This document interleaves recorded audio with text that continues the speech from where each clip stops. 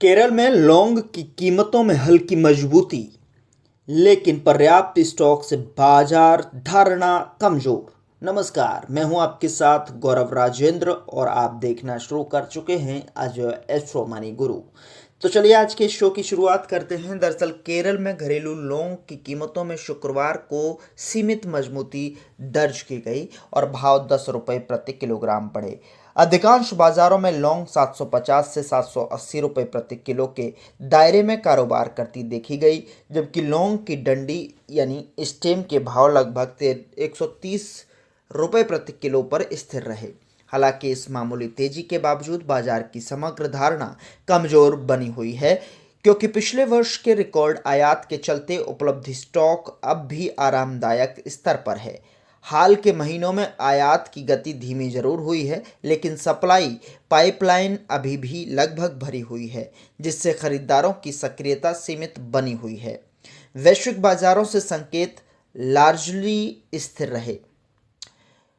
Comoros की लौंग 720 से 760 रुपये प्रति किलो और मेडागास्कर की 740 से 760 रुपये, श्रीलंका की 680 से 700 और इंडोनेशिया की लौंग 760 से 780 रुपये प्रति किलो के दायरे में बोली गई।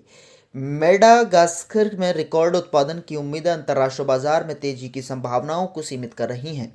इसके अलावा कई ओरिजिन से यह संकेत मिल रहे हैं कि किसान क्रिसमस और नए साल की छुट्टियों से पहले स्टॉक निकालने के इच्छुक हैं, जिससे वैश्विक कीमतों पर नरमी का दबाव बना हुआ है। निर्यात बाजार में भी यही नरम रुख देखने को मिला।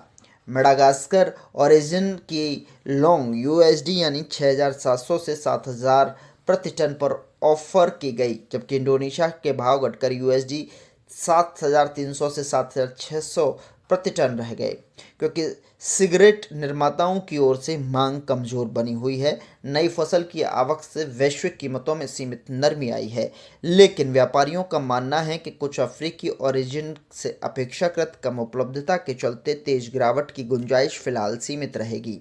कुल मिलाकर घरेलू बाजार में लौंग की कीमतें निकट अवधि में सीमित दायरे में बने रहने की संभावना है। पर्याप्त आपूर्ति और नरम वैश्विक संकेत बाजार को सीमित रखेंगे, जबकि किसी भी टिकाऊ सुधार के लिए खरीदारी गतिविधियों में स्पष्ट बढ़ोतरी आवश्यक होगी।